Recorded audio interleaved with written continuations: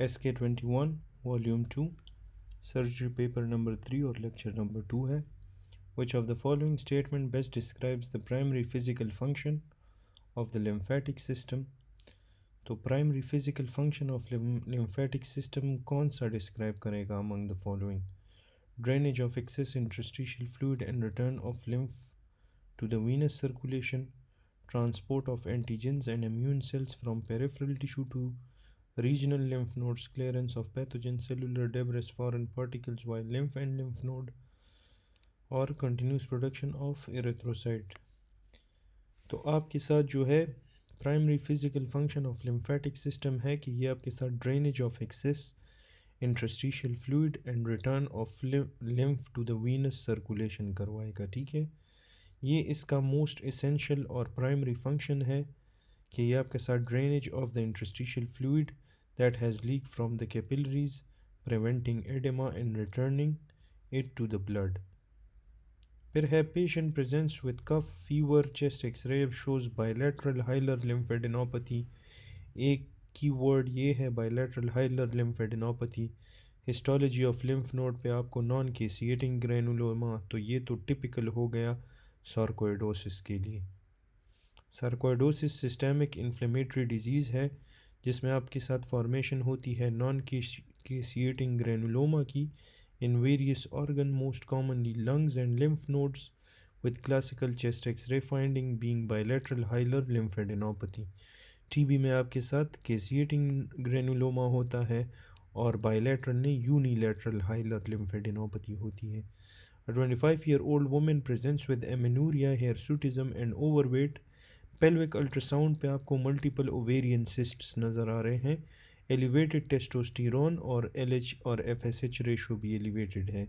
तो ये आपके साथ क्या चीज़ हो गई? तो हिर्सुटिज्म और एमेनूरिया और मल्टीपल सिस्ट्स भी हैं. This is polycystic ovarian syndrome, PCOS. ठीक है, तो उसमें आपको combination of hyper androgenism, ovarian dysfunction, polycystic ovaries मिलेंगी, elevated androgens and elevated LH-FSH ratio होगा. Helicobacter pylori, H. pylori infection is strongly associated with which of the following specific type of gastric cancer? तो H. pylori आपके साथ जो है malt lymphoma के साथ associated होती है. Group 1 carcinogen and is strongly implicated in the development of distal gastric adenocarcinoma through the chronic inflammation leading to atrophy and metaplasia as well as mild lymphoma. How is fat embolism syndrome definitively diagnosed post-mortem? Fat embolism को post-mortem आप किस तरह diagnose करोगे? ठीक है, तो इसमें आप लोग ये frozen section of affected tissue stained with fat stain, ठीक है, इस तरह हम diagnose करते हैं. फिर है fat embolism is usually clinical diagnosed. Definitive pathological diagnosis relies on demonstrating flat globules emboli in the pulmonary or systemic microvasculature using a fat stain on frozen section of tissues like Sudan black or oil red O. Formalin fixation removes fat. Perhaps patient presents with fatigue, glossitis and paresthesia in the hand and feet. Blood test shows macrocytic anemia, elevated MMA and homocysteine level. तो MMA और homocysteine दोनों elevated है. This is your vitamin B12 deficiency. Following a total gastrectomy, which of the following substance or enzyme is immediately decreased or absent due to removal of the stomach? तो ये आपके साथ है pepsin. Pepsin chief cells में in the stomach से release होता है. Chief cells आपके साथ पेप्सिनोजिन प्रोड्यूस करते हैं जो आपके साथ कन्वर्ट होता है पेप्सिन में. ठीक है, the removal of stomach eliminates these cells causing a decrease in pepsinogen production. Gastrin and somatostatin are also affected, but pepsinogen is direct enzyme production of the stomach. CCK and secretin hormones जो हैं are released by the duodenum and small intestine. Significant decrease in the intake of fatty meal will result in greatest and most immediate decrease in circulating level of which lipoprotein? ठीक है, तो आपके साथ decrease in intake of fatty meal है और will result in greatest and most immediate decrease in circulating level of which lipoprotein, तो ये आपके साथ है काइलोमाइक्रॉन्स। ठीक है, ये लाइपोप्रोटीन्स के बारे में थोड़ा सा पढ़ लेते हैं, ठीक है, because this is very important, ठीक है, और ये बार बार आता है लाइपोप्रोटीन्स के बारे में, ठीक है। तो जस्ट मुझे सिर्फ आप एक सेकंड दें, मैं आपको ये इसका थोड़ा बहुत आइडिया हम बना लें, ठीक है, तो फिर सब कुछ आसान हो जाएगा, ठीक है। वैसे लिपिड ट्रांसपोर्ट में, अच्छा, ये है आपके साथ लाइपोप्रोटीन्स, ठीक है, ये आपके साथ बहुत इम्पॉर्टेंट है, तो इसलिए पार्ट 1 में इससे बहुत से एमसीक्यूज़ हमने देखे भी हैं कि हर एग्ज़ाम में इससे एमसीक्यू आया है, ठीक है। तो ये थोड़ा सा पढ़ देते हैं, just give me a second. अच्छा, अभी ये इसको भी अभी हैंग होना था, ठीक है, ये आप लोगों की किस्मत थोड़ी सी, आप एक सेकंड वेट कर लें बस। अच्छा, लाइपोप्रोटीन का फंक्शन क्या है कि lipoprotein are composed of varying proportion of proteins, protein से बने हैं, कोलेस्ट्रॉल से बने हैं और ट्राइग्लिसराइड से बने हैं और फॉस्फोलिपिड से। इसमें एलडीएल होता है, एचडीएल जो आपके साथ मोस्ट कोलेस्ट्रॉल कैरी करते हैं। Cholesterol is needed to maintain cell membrane integrity और आपके साथ सिंथेसाइज करता है बाइल एसिड, स्टेरॉइड्स और विटामिन डी को। अच्छा, काइलोमाइक्रॉन जो है वो आपके साथ डिलीवर करता है डाइट्री ट्राइग्लिसराइड्स को टू द पेरिफेरल टिश्यू, ठीक है, it delivers TGs to the peripheral tissues, तो ये डिलीवर करता है कोलेस्ट्रॉल टू द लिवर को in the form of chylomicron remnant which is mostly depleted of their TAGs secreted by the intestinal epithelial cells. फिर है VLDL, तो VLDL क्या करता है, ये डिलीवर करता है हेपेटिक ट्राइग्लिसराइड्स को पेरिफेरल टिश्यूज़ में, ठीक है। ये था डाइट्री ट्राइग्लिसराइड को पेरिफेरल, ये आपके साथ है हेपेटिक ट्राइग्लिसराइड्स को पेरिफेरल टिश्यूज़ में and secreted by the liver. Ideal जो है ट्राइग्लिसराइड एंड कोलेस्ट्रॉल, तो ट्राइग्लिसराइड और कोलेस्ट्रॉल दोनों की बात आ गई, तो दैट इज़ योर आइडियल और फॉर्म्ड फ्रॉम डिग्रेडेशन। जब VLDL को आप डिग्रेड करते हो तो आइडियल बनता है। LDL जो है हेपेटिक कोलेस्ट्रॉल को पेरिफेरल टिश्यू में डिलीवर करता है, ठीक है। पहले वाला था dietary triglycerides, second is hepatic triglycerides, the third is triglycerides and cholesterol, the fourth is dietary hepatic cholesterol to peripheral tissues, ठीक है, formed by the hepatic lipase modification of IDL in the liver and peripheral tissues taken up by the target cell via receptor mediated endocytosis, और जो LDL है आपके साथ lethal है। HDL इसको हम बैड लिपिड कहते हैं, HDL को हम गुड लिपिड कहते हैं। ये क्या करता है, ये कोलेस्ट्रॉल ट्रांसपोर्ट करता है from peripheral tissues to the liver, ठीक है, एक्ट करता है एज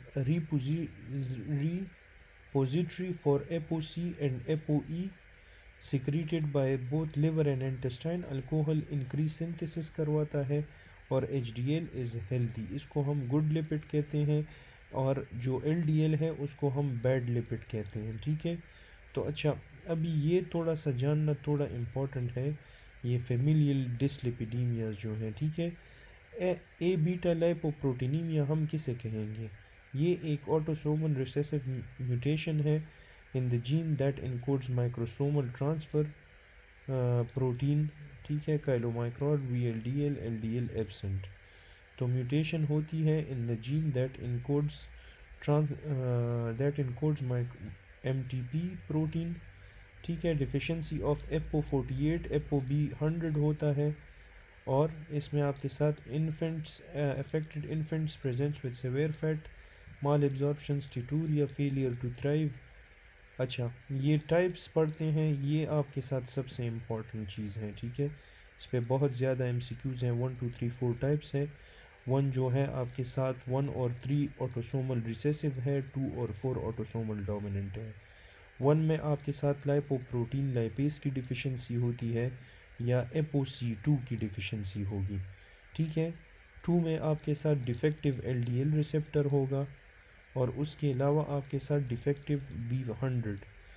तो लाइपोप्रोटीन लाइपेज या ApoC2 डिफिशेंसी टाइप 1 में defective LDL receptor, defect in ApoB100 तो टाइप 2 लिखना है। अगर ApoE की बात आ जाए तो उसमें टाइप 3 लिखना है, डिफेक्टिव इन टाइप 3। ठीक है, ApoE3 में एंड में डबल ई आता है, दैट इज़ ApoE।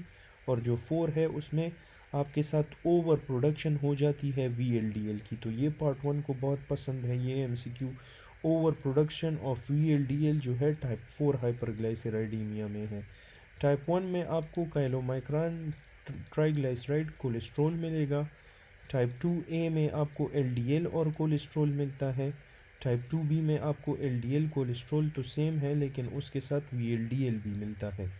ठीक है, तो इसमें मोस्टली लोग बहुत कंफ्यूज होते हैं। ठीक है, जब आपको वो ट्राइग्लाइसराइड और VLDL देता है और आपसे कहता है कि टाइप 2 है कि टाइप 4 है, तो अगर VLDL और उसके साथ LDL भी हो तो LDL का काम टाइप 2 के साथ है, VLDL और ट्राइग्लाइसराइड का काम जो है वो टाइप 4 के साथ है।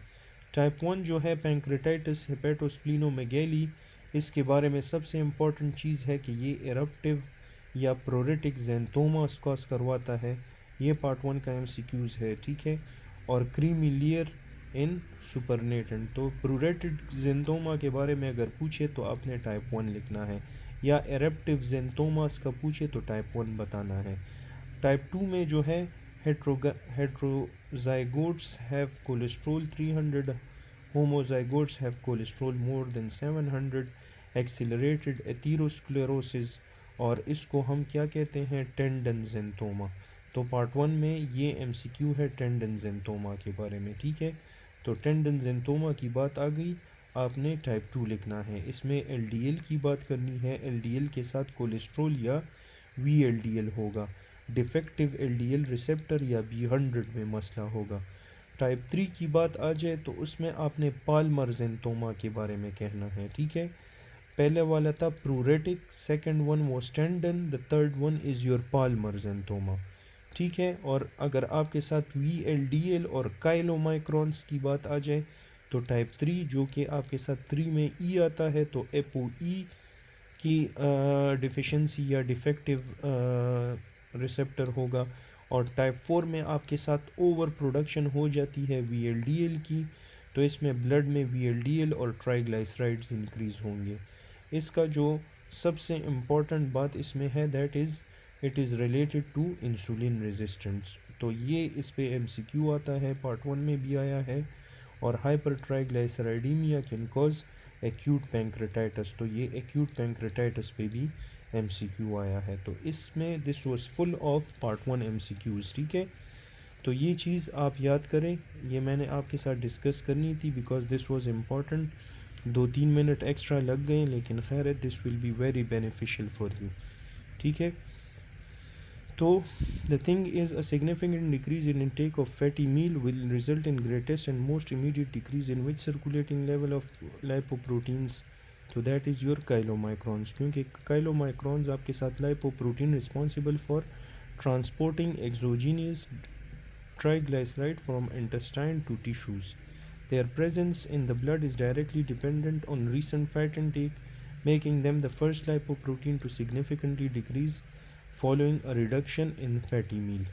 ठीक है, तो काइलोमाइक्रॉन्स जो है डाइटरी ट्राइग्लिसराइड को पेरिफेरल टिश्यूज़ में कन्वर्ट करते हैं और इंटेस्टाइनल एपिथेलियल सेल से प्रोड्यूस होते हैं। ठीक है, और ये आपके साथ डिलीवर करते हैं cholesterol to liver in the form of chylomicron remnants. ठीक है, तो ये एक दफ़ा हमने फिर पढ़ लिया। Crude touch and pressure are primary carried by which sensory tract, तो क्रूड टच और pressure is carried by your crude touch की बात जब भी आ जाए आपने जो है पेलियो स्पाइनोथैलेमिक की बात करनी है। ठीक है, इसमें प्रेशर और क्रूड टच दोनों आते हैं। ठीक है, इसको हम लैटरल स्पाइनोथैलेमिक भी कहते हैं। तो it carries poorly localise sensation like crude touch, pressure और टेम्परेचर। जो न्यू स्पाइनोथैलेमिक ट्रैक है उसका काम क्या है कि ये आपके साथ कैरी करता है sharp localized well localized pain को। DCML डिस्क्रिमिनेटिव टच को वाइब्रेशन प्रोप्रियोसेप्शन के साथ उसका काम होगा। To decrease plasma LDL level in patient with coronary artery disease, which type of dietary fat should be primarily removed or reduced। तो LDL को आपने जो है डिक्रीज करना है तो आपने सेचूरेटेड फैट्स निकालने होंगे। High dietary intake of saturated fatty acid is strongest dietary factor that raises plasma LDL, making their reduction the primary goal for lowering cat diseases। A farmer would develop asthma-like symptom when exposed to wheat dust. Which of the following drug is appropriate for prophylaxis against this allergic response? तो that is your montelukast। montelukast क्या है? leukotriene receptor antagonist है जो block करता है affect of leukotriene को। Potent mediator in allergic inflammation है। Bronchoconstrictor है। It is used for long term control and prophylaxis of asthma and allergic rhinitis symptoms. फिर है in a patient presenting with ST elevation MI, what is the direct cause of ST segment elevation on ECG। तो ये ST elevation on ECG आपको क्यों नज़र आती है? This is because of arterial thrombus, क्योंकि वहाँ पे एक थ्रोम्बस बना होता है, उसकी वजह से you see the ST elevation. STEMI is defined as complete and persistent occlusion of major coronary artery by a thrombus leading to transmural ischemia. The resulting injury current is what caused the profound ST segment elevation on ECG। अच्छा, फिर है which of the respiratory tree is primarily affected by the inflammation, bronchospasm and hyperresponsiveness characteristic of asthma।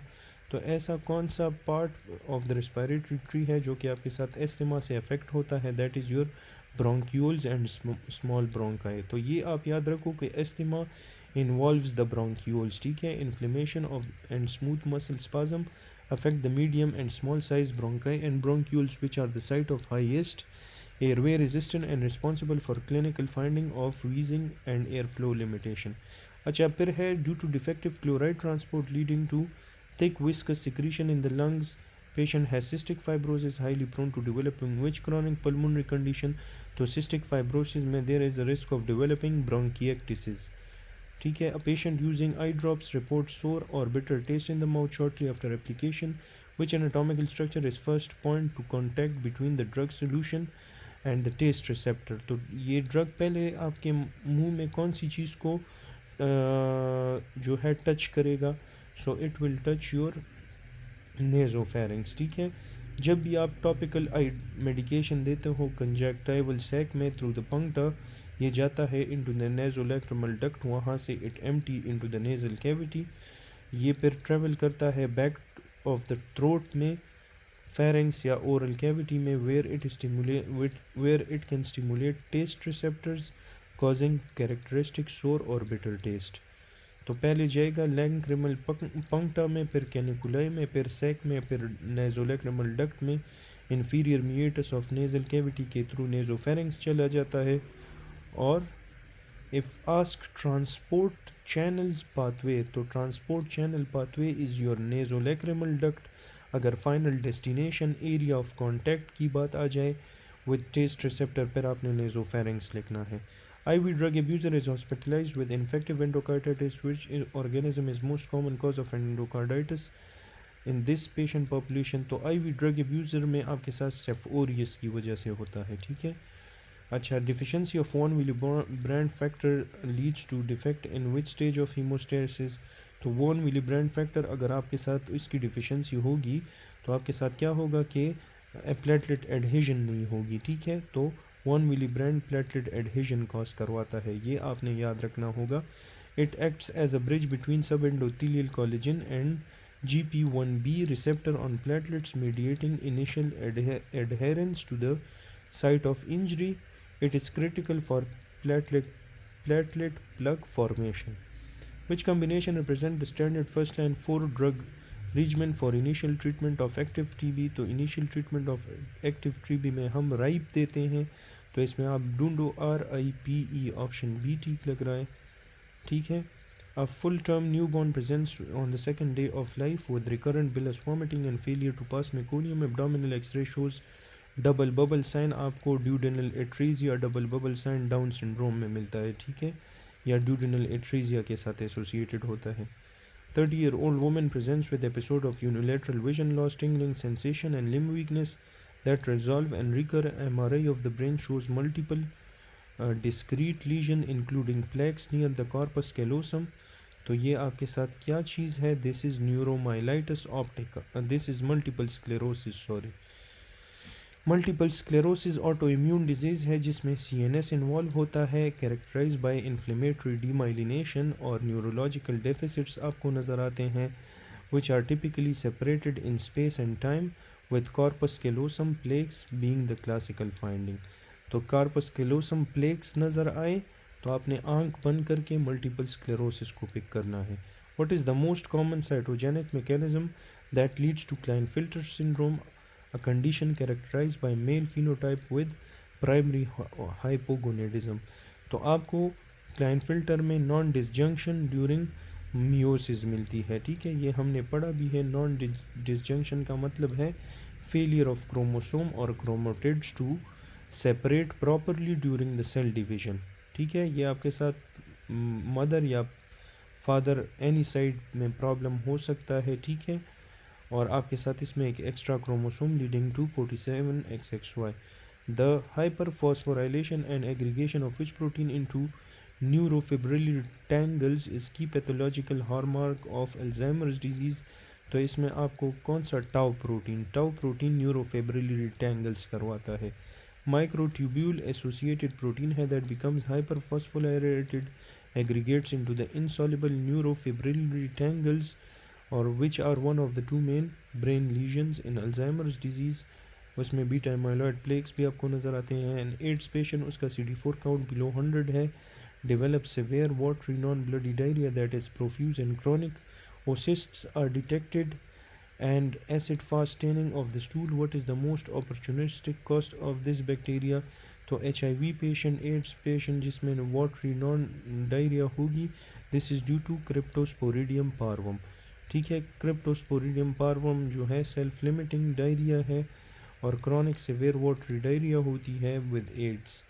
Patient with chronic renal failure exhibit characteristic biochemical abnormalities, उसमें आपको low serum calcium, high phosphate नज़र आ रहा है। तो primary imbalance कहाँ पे है? प्राइमरी इम्बैलेंस जो है आपके साथ that is in option A, reduce renal synthesis of active vitamin D. जब एक्टिव वाइटामिन डी आपके साथ उसकी सिंथेसिस रिड्यूस हो जाएगी तो वो अपना काम प्रॉपर्ली नहीं करेगा। Damage kidney can not efficiently convert 25 to active form of vitamin D को एक्टिव फॉर्म में कन्वर्ट नहीं कर सकते, उसकी वजह से it leads to poor calcium absorption, calcium proper तरीके से एब्जॉर्ब नहीं होगी, और it will lead to hyperparathyroidism. Which of the following statement is true regarding the mechanism of osmosis. तो ऑस्मोसिस एज एक पैसिव प्रोसेस है। Osmosis क्या है? This is a passive process. Passive क्या होता है? जहाँ पे वाटर मूव करता है across a semi permeable membrane from low solute to high solute concentration, और इसमें एनर्जी रिक्वायर्ड नहीं होती। This is osmosis. Histopathological analysis of thyroid nodule shows cell cluster, amyloid deposits and foci of C cell hyperplasia. तो C cell hyperplasia आपको medullary carcinoma में मिलती है। Which of the following is potential and life long consequence of splenectomy in patient. तो splenectomy का life long consequence क्या होगा? That is increase susceptibility to encapsulated organism, ठीक है, इंक्रीज होती है susceptibility to encapsulated organism. Which haemodynamic finding आपको characteristically differentiate septic shock from hypovolaemic shock. तो सेप्टिक शॉक को हाइपोवॉल्यूमिक शॉक से जो डिफरेंट करता है that is your option number D, high cardiac output, ठीक है। तो आपको जो है सेप्टिक शॉक में वाइड स्प्रेड वेजोडाइलेशन मिलेगी, हाई मेटाबॉलिक डिमांड होगा जिससे कंपेंसेटरी हाई और नॉर्मल कार्डिक आउटपुट आपको मिलेगा, ठीक है। और लो कार्डिक आउटपुट आपके साथ हाइपोवॉल्यूमिक और कार्डियोजेनिक शॉक में होगा, ठीक है। तो पानी की वजह से और दिल की वजह से जो कार्डिक आउटपुट पे जो इफ़ेक्ट है that is low cardiac output, और सेप्टिक इन्फेक्शन की वजह से कार्डिक आउटपुट ज़्यादा होगा। तो ये आप याद रखो। सेप्टिक शॉक में cardiac output increase, cardiogenic hypovolaemic में cardiac output will be decreased. Patient presents with submandibular mass and reports experiencing pain and swelling that intensify just before or during the meals. ठीक है, तो which of the following is the most likely diagnosis? मास है और pen है and swelling है, और वो आपके साथ क्या होता है, इंटेंसिफाई होता है ड्यूरिंग द मील. तो ये उसको जो है सिलिवरी ग्लैंड का एक स्टोन है, सियालोलिथिएसिस जिसे कहते हैं. ठीक है, पेन एंड स्वेलिंग ड्यूरिंग और जस्ट बिफोर ईटिंग, तो ये आपको सियालोलिथिएसिस में मिलती है. और saliva stimulated but drainage is blocked. Which cell type derive from activated macrophage is primary and defining cellular component of granuloma. तो सेलुलर कंपोनेंट ऑफ ग्रेनुलोमा आपके साथ एपिथेलियोइड सेल है. फिर है the clinical term use to describe excessive scar tissue formation that extend beyond boundaries. तो जब beyond boundaries करेगा तो वो किलोइड होगा, विद इन द बाउंड्रीज होगा हाइपरट्रॉफिक स्कार होगा. ब्लैक लोगों में भी किलोइड होता है, अगर उसमें विद इन द मार्जिन भी होगा और ब्लैक होगा फिर भी अपने किलोइड लिखना है. Patient presents with liver injury following RTA. Which of the following finding would most likely and immediately indicate a breach of the liver capsule? So that is jaundice. ठीक है, जो लिवर है वो हाईली वेस्कुलर ऑर्गन है और वो a breach of its capsule allow करता है blood from laceration to spill directly into the peritoneal cavity which results in life threatening hemoperitoneum. फिर है patient presents with severe flank pain that actually radiates to the scrotum and penis. Which nerve is primarily responsible for referred pain in this scenario? That is your genitofemoral pain. So the pain from the scrotum and the thigh and the penis is carried by your genitofemoral, and the pain from the groin and loin region is carried by the ilioinguinal nerve. 45-year-old woman presents with subareolar nipple nodules and reports a bilateral sticky greenish brown nipple discharge. Which of the following benign breast condition is most likely responsible for her symptoms? So that is your ductal ectasia. Whenever you see a subareolar nodule with greenish brown nipple discharge, greenish brown nipple discharge के बारे में मैंने आपको कहा भी था कि that should be directly a duct ectasia. Duct ectasia जो है common cause of sub areolar mass है, और अगर आपको स्टिकी निपल डिस्चार्ज मिला ऑफन ग्रीनिश ब्राउन तो सबसे पहले आपके माइंड में डक्ट एक्टेजिया आने चाहिए. ठीक है, अच्छा, फिर इसके बाद administration of exogenous insulin can rapidly shift electrolyte into the cell. What is the acute effect of insulin administration of on serum potassium level. तो acute effect of insulin serum potassium level पे है कि ये आपके साथ decrease करेगा serum potassium को. जब आप एक्सोजीनियस इंसुलिन देते हो, ठीक है, तो ये क्या करता है कि ये सीरम पोटाशियम को डिक्रीज़ कर देता है. ठीक है, तो इसको आप ऑपोजिट रिलेशन में याद करो कि increase insulin so it will decrease potassium. ठीक है, insulin stimulates sodium potassium ATPase pump on the cell membrane, driving potassium into the cell, causing temporary drop in serum potassium. तो temporary drop करता है serum potassium में. 1 month after appendectomy, a scar biopsy is performed showing persistent inflammatory reaction dominated by giant cell macrophages and plasma cell. The histopathology is indicative of what type of healing? तो that is indicative of granulomatous scar. अच्छा, तो आपको जब भी presence of inflammatory infiltrate होगा, specially macrophage और multi nucleate joint cell की बात की गई हो, तो ये आपके साथ ग्रेनुलोमेटस रिएक्शन सजेस्ट करता है. likely to a non-absorbable suture, foreign body reaction. And ECG shows a progressive prolongation of the PR interval in successive beat followed by non-conductive P wave. तो उसकी PR prolongation हो रही है, उसके बाद उसको क्या हो रहा है, non-conductive P wave. ठीक है, तो which part of the cardiac conduction system is most likely effective? तो इसमें AV node affected है, क्योंकि ये Mobitz type 1 है. Mobitz type 1 में आपके साथ prolongation of PR होती है. ठीक है, और it is always due to physiological block within the AV node. इसमें AV node involve होता है जहाँ पे आपके साथ successive conduction attempts fails until a beat is dropped. फिर है which blood product is preferred and most concentrated source of factor 8 for emergency treatment of hemophilia A when purified factor concentrate are unavailable, so that is your that is your cryoprecipitate. Factor 8 और factor 13 की बात आ जाए तो उसमें आपने cryoprecipitate देना है। Factor 9 की बात आ जाए उसमें आपने एफएफपी देना है। डीआईसी की बात आ जाए उसमें आपने एफएफपी देना है। ठीक है। होल ब्लड जब एक ट्रॉमा इमरजेंसी केस में और उसमें ऑल टाइप ऑफ ब्लड उससे लॉस हुआ है तो होल ब्लड आप उसके लिए देते हैं कि उसमें सारी की सारी चीज़ें उसकी कवर हो जाए, प्लेटलेट्स, डब्ल्यूबीसी, सारे सेल्स वगैरह। तो ऐसी कंडीशन में आप फिर होल ब्लड देते हो। Cryoprecipitate is concentrated fraction of plasma that contain high level of factor 8 and 1 millibrand factor, making it suitable for hemophilia A. Which two cytokines are recognized as fever mediator released by immune cells that act on hypothalamus? तो fever में आपके साथ interleukin 1 और TNF काम करता है। Pseudomonas fever की बात की गई हो फिर टीएनएफ लिखना है। सिंपल फीवर हो तो IL-1 लिखना है। A patient sustain a fracture to the head of fibula and subsequently develop a characteristic presentation of foot drop. Which nerve is most likely damaged? तो उसको हेड ऑफ फिबुला में injury है और foot drop भी है तो common peroneal nerve will be damage. ठीक है। तो हेड और नेक में हमने पढ़ा नी पे आपके साथ कॉमन पेरोनियल का डैमेज होता है और फुट में आपके साथ क्या होगा, एंकल फुट में आपके साथ डीप पेरोनियल नर्व की इंजरी होती है। ठीक है। वो भी फुट ड्रॉप करवा सकता है। A patient lab result shows low HB, low serum iron, low TIBC and high serum ferritin. Low iron है, लो TIBC है। ठीक है।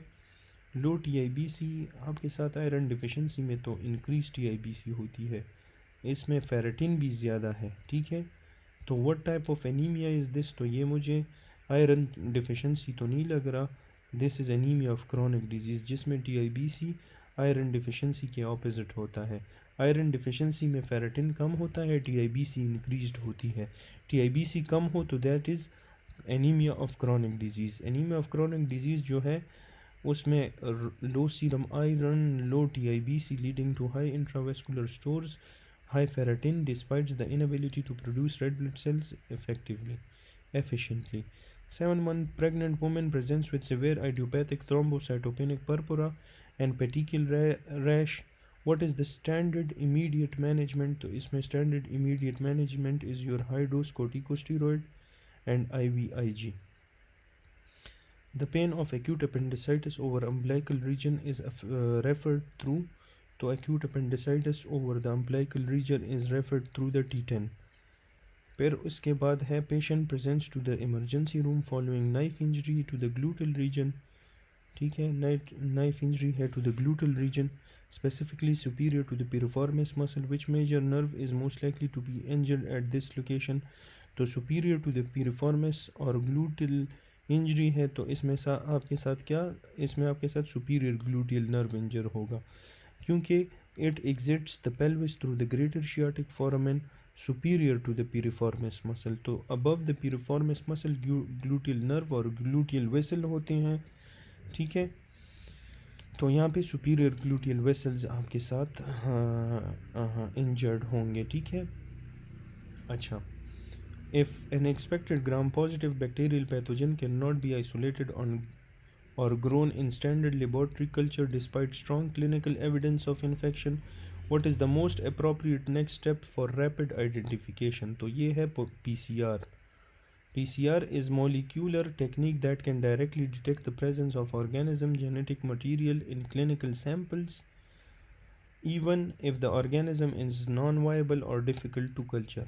फिर है a blood smear showing high MCV, low HB, hypersegmented neutrophil, highly suggestive of deficiency in which substance? तो blood smear पे high MCV नज़र आ रहा है, लो HB नज़र आ रहे हैं, hypersegmented neutrophil भी है, तो that is your B12 deficiency और फॉलिक एसिड। अगर न्यूरोलॉजिकल साइंस दिए हो फिर आपने B12 चूज़ करना है, न्यूरोलॉजिकल साइंस नहीं है you should go for folic acid. ठीक है।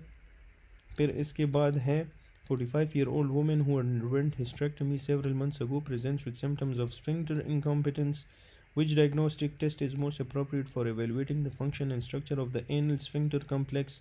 तो इसके लिए हम करते हैं anal manometry.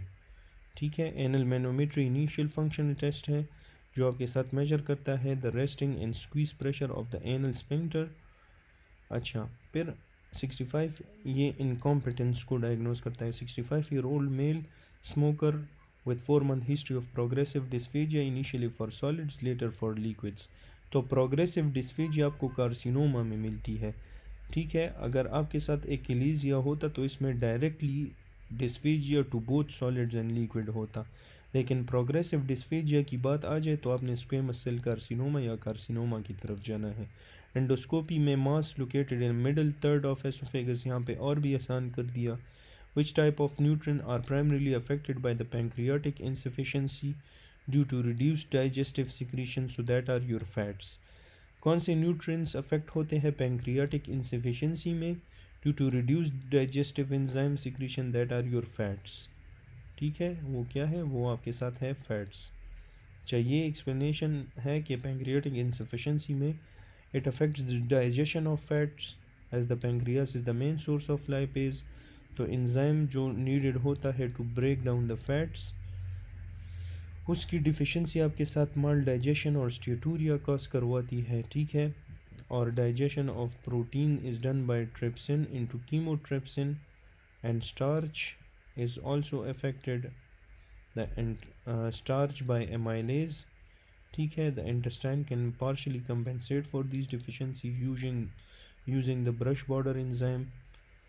However, there is no significant compensatory source for lipase outside the pancreas, or sucrose is broken down by sucrase, a brush border enzyme, not pancreatic enzyme. फिर है patient with Hirschsprung disease has defect primarily related to abnormal migration of which embryonic cell population? तो वो आपके साथ है your neural crest cell. तो congenital megacolon Hirschsprung की बात की है तो वहाँ पे न्यूरल क्रस्ट सेल माइग्रेशन में मसला होता है. न्यूरल क्रस्ट सेल्स माइग्रेट नहीं करते. ठीक है, तो इसमें आपके साथ failure of neural crest cell to migrate completely along the GI tract resulting in a ganglionic segment of the colon. Disease cause by trinucleotide repeat. तो ट्राईन्यूक्लियोटाइड रिपीट आपको किस में मिलता है? हंटिंगटन में आपको मिलता है. ठीक है, इसमें आपको CAG रिपीट्स मिलती है. ठीक है, in the HTT gene. Barrett esophagus characterized by change from normal stratified squamous epithelium, normal stratified squamous से stratified columnar में change होता है. Barrett's में simple columnar में change होता है. ठीक है, simple columnar में आपके साथ change होगा Barrett esophagus में. In surgery involving recurrent laryngeal nerve, which major artery is used as landmark for identification? तो रिकरेंट लेरिंजियल नर्व के साथ इंफीरियर थायराइड आर्टरी होगी, एक्सटर्नल लेरिंजियल के साथ सुपीरियर थायराइड आर्टरी होगी. रिकरेंट जो है आपके साथ इंफीरियर थायराइड के साथ होती है, एक्सटर्नल आपके साथ सुपीरियर थायराइड आर्टरी के साथ होगी. Difficulty initiating shoulder abduction from 0 to 15 suggest damage to which muscle? तो सुप्रास्पाइनेटस डैमेज है इनिशियली 15 तक वो करता है. Psoas muscle primary insert onto which bony landmark? तो ये आपके साथ lesser trochanter of the femur में इंसर्ट होता है. पिछले पेपर में हमने पढ़ा है which muscle is primary responsible for performing supination of the forearm? तो बाइसेप ब्रेकियाई करता है supination. The major site of bicarb reabsorption क्या है? That is your PCT. Bicarb PCT में रीएब्जॉर्ब होता है. Which anti diabetic medication is least likely to cause hypoglycaemia when used as a monotherapy? तो hypoglycaemia metformin करवाता है.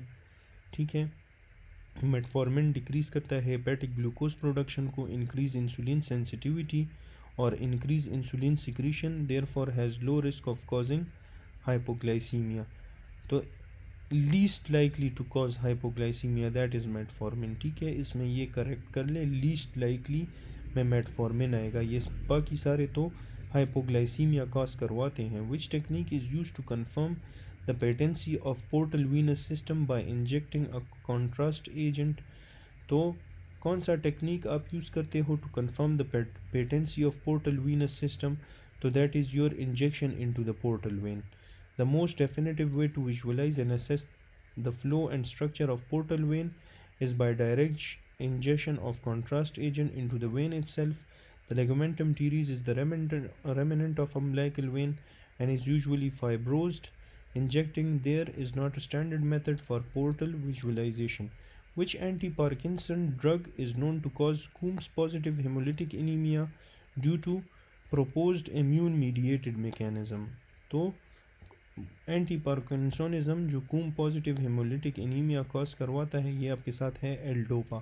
पिछले paper में भी पढ़ा है कि L-dopa induce haemolytic anaemia cause drug-induced hemolytic anemia by stimulating production of autoantibodies against Rh antigen, leading to positive Coombs test. Which of the following best describe the fundamental design of case control? तो case control में हम disease versus non disease देखते हैं, ठीक है। Individual followed forward in time to see development of the disease, a group of formulation at a single point in time, prevalence and disease risk। ये तो आपके साथ कोहार्ट की तरफ चला गया। A participant group based on their outcomes and research and look backward, ये retrospective cohort की तरफ गया है। अच्छा, ये ऑप्शन सी बन रहा है। ये आपसे पूछ रहे हैं fundamental design of case control, तो उसमें participant are group based on their outcomes and researcher look backward to assess the past exposure. Case control में क्या है?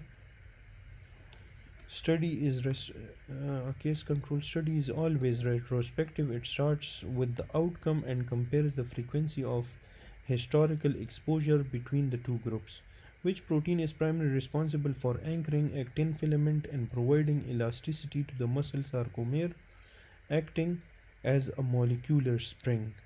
तो कौन सा प्रोटीन है जो एंकरिंग एक्टिन को एंकर करता है और प्रोवाइड करता है elasticity to the muscle sarcomere और एक्ट करता है एज अ मॉलिक्यूलर स्प्रिंग? तो ये आपके साथ है ऑप्शन नंबर डी, टाइटिन। जो टाइटिन है वो आपके साथ लार्जेस्ट प्रोटीन है, लिंक करता है, linking the Z line to the M line in sarcomere, acting as a spring to provide passive elasticity to the muscle. फिर है women with thalassaemia minor trait has baby with thalassaemia major. If she were to have another child with the same partner, what is the probability for their next child to have thalassemia major, thalassemia minor और completely normal? तो पिछले lecture में हमने पढ़ा था कि this is 25% major, 50% minor और 25% normal। तो ये मैंने एक्सप्लेन भी किया था उसमें। Anti protozoal drug pyrimethamine primary use to treat toxoplasmosis and malaria, इसका इफ़ेक्ट किस पे होता है?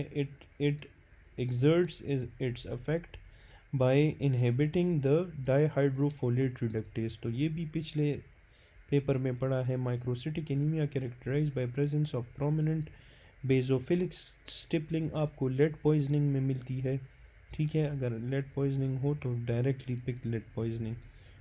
ये एग्रीगेटेड राइबोसोम्स को कहते हैं जो आपको लेड पॉइजनिंग में मिलती है और it inhibits pyrimidine 5 nucleotidase preventing degradation of ribosomal RNA।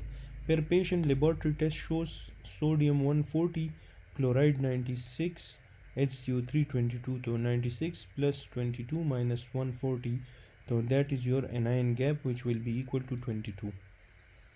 फिर है security guard working cold night shift, develop pulmonary infiltrate, high grade fever, cough, underlying pathogen is likely atypical। Which effector cell primary plays a primary role in initial phagocytosis and presentation of such pathogen? तो इसमें आपके साथ जो involve है that are your macrophages, ठीक है, क्योंकि macrophage are professional phagocytes that reside in the lung and are critical for initial engulfment, killing and antigen presentation of various invading pathogens including the atypical pneumonia. Atypical में mycoplasma आता है।